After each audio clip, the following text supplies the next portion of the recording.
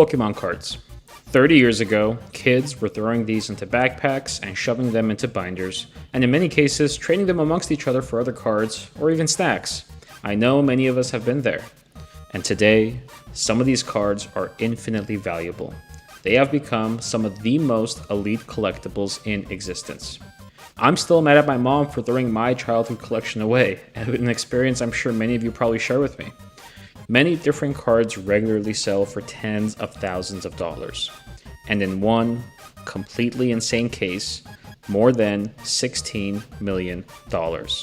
Yeah, $16 million for a Pokemon card. And the craziest part, it kind of makes sense why. Welcome to the world of elite Pokemon collecting, a world filled with childhood memories, insane rarity, and one of the most beloved brands ever created.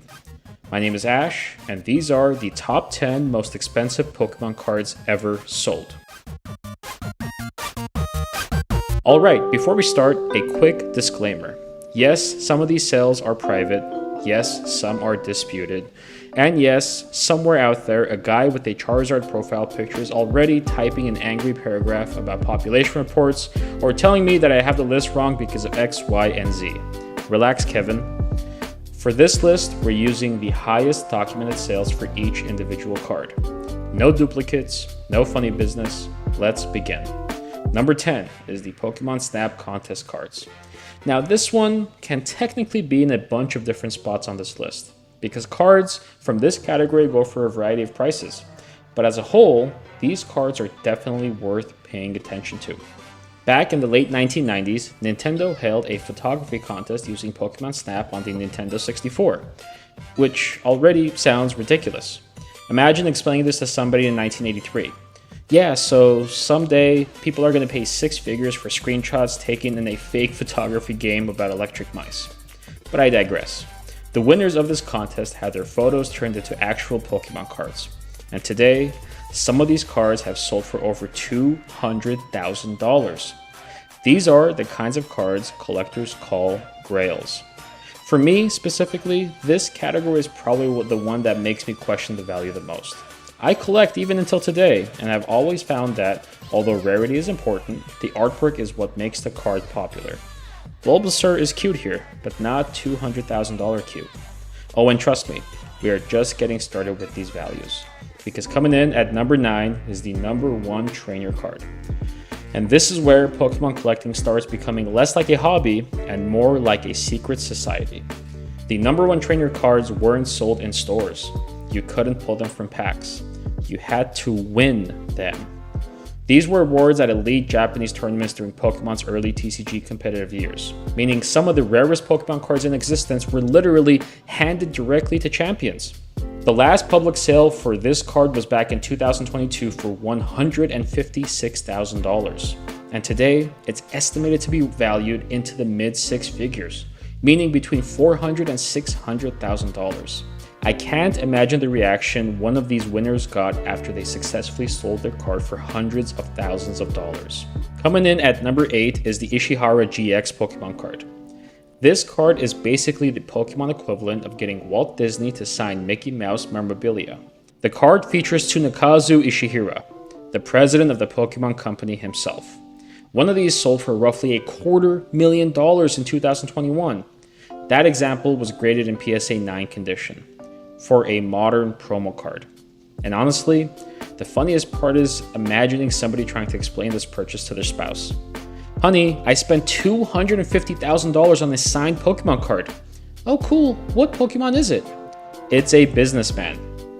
Coming in at number 7 is the Blastoise presentation card. Now this one is special, because technically, it was never supposed to exist for collectors in the first place. This Blastoise card was created during the early development and presentation phase of Pokemon in the United States. Basically, it was part prototype, part presentation piece. And unlike normal cards, it not only represents rarity, but also the birth of Pokemon outside of Japan, which makes it a huge piece of Pokemon history as well. One sold for around $360,000. And compared to some of the prices later on this list, that almost sounds reasonable. Almost. Number 6 is the number 2 trainer trophy Pikachu. Now, you know a card is serious when it literally has the word trophy in the title.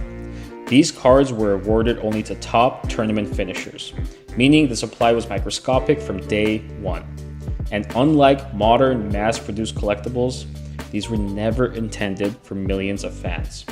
They were prizes, and one sold for nearly $500,000, which means somewhere on Earth, there is a Pikachu card worth more than most Lamborghinis. Coming in at number 5 is the Topsun Charizard blue back card. Now we enter Charizard territory.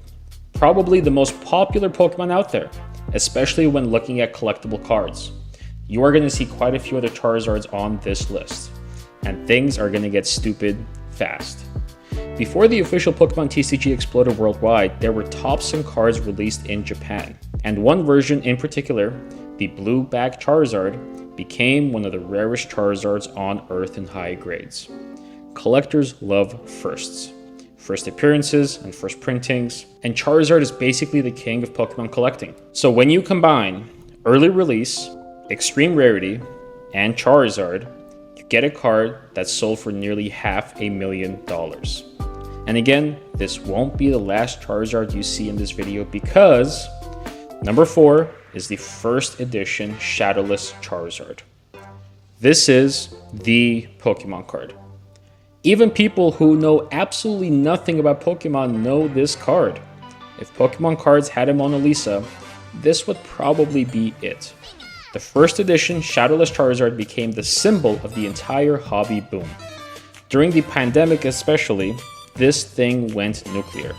Celebrities, athletes, and YouTubers all started buying them, and suddenly everyone wanted a Charizard. A PSA 10 example sold for around $550,000. Another example from Logan Paul's collection sold for nearly $1 million. And honestly, this card did more for the Pokemon market than almost any other card in existence. It became the face of the hobby, and the value absolutely makes sense. For 99% of Pokemon card collectors, this is the finish line. The card that is acquired as a means to an end. Coming in at number 3 is the pre-release Raichu card. This card has a ton of lore. For years, people weren't even sure it existed. The story goes that a tiny number of Raichu cards were accidentally stamped with a pre-release logo during production, which created one of the greatest mysteries in Pokemon history. Some people thought it was fake. Others thought it was an urban legend. Meanwhile, collectors were basically treating this thing like Bigfoot. Except, instead of blurry forest photos, it was holographic electric mouse cardboard. Eventually, authenticated examples began surfacing, and one reportedly sold for around $550,000.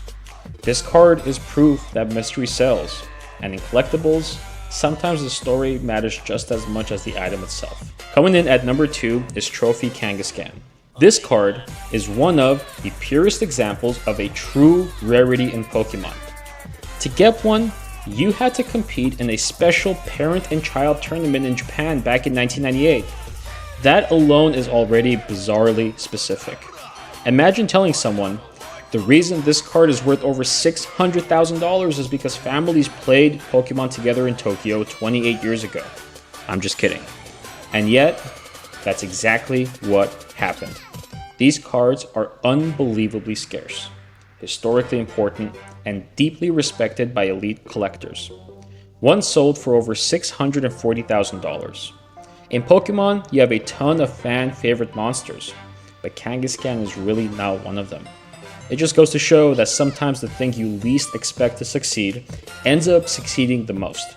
Good for you, Kangaskhan. I'm excited that you got to number 2 on this list. But now, let's give a warm welcome to our number 1 spot, the Pikachu Illustrator. The king, the holy grail, the most expensive Pokemon card ever sold. The Pikachu Illustrator. This card was originally awarded in Japan during illustration contests connected to CoroCoro magazine. Very few exist, and even fewer exist in top condition. For years, this was already considered the ultimate Pokemon card. Then, things escalated, massively. In the year 2021, YouTuber Logan Paul purchased a PSA 10 copy for over $5 million. And most people thought that was the peak. Spoiler, it was not. The same card later sold at auction in 2026 for over $16 million, making it not only the most expensive Pokemon card ever sold, but one of the most expensive collectibles on Earth. I understand it because I get collectibles, but I can also understand those who don't fully understand where the value of this card comes from. Whether you think this hobby is genius or completely insane, you have to admit something. It is fascinating, because these aren't just cards anymore. They represent the nostalgia of the millennial generation and the generations that followed. And I love how a children's game became a global luxury market worth billions. Which probably means that there's a kid somewhere right now holding a future six-figure collectible in a shoebox under their bed, and they have no idea. Thanks for watching, and if you enjoyed this video, subscribe for more stories from the world of collectibles.